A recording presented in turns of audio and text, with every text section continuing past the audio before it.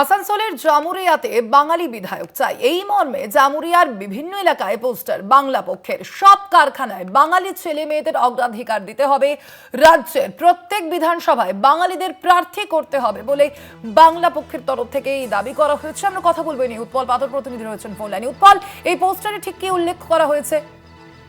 দেখো সোনালী, আসানসোলের জামুরিয়া এলাকাতে বাঙালি বিধায়ক চাই এই নিয়ে পোস্টার কে রীতিমতো চাঞ্চল্য ছড়িয়ে পড়ে আসানসোল শিল্পাঞ্চল জুড়ে।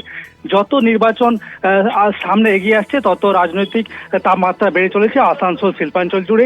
আসানসোলের জামুরিয়া এলাকাতে বাঙালি বিধায়ক চাই। বর্তমান বিধায়ক রয়েছে নন বেঙ্গলি হররাম সিং, কিন্তু ওখানকার যে বাংলা পক্ষ রয়েছে পশ্চিম বর্ধমান জেলা সম্পাদক অক্ষয় বন্দ্যোপাধ্যায়, তিনি জানান যে বাঙালি বিধায়ক চাই। শুধু জামুরিয়া নয়, যে পশ্চিম বর্ধমানের যে 9টি বিধানসভা আছে সেই 9টি বিধানসভাতেও বাঙালি বিধায়ক প্রার্থী করতে হবে, সহ যে জামুরিয়া এলাকায় যে কারখানাগুলো রয়েছে বেসরকারি, সেই কারখানাগুলোতে বাঙালি ছেলে মেয়েদেরকে অগ্রাধিকার দিতে হবে।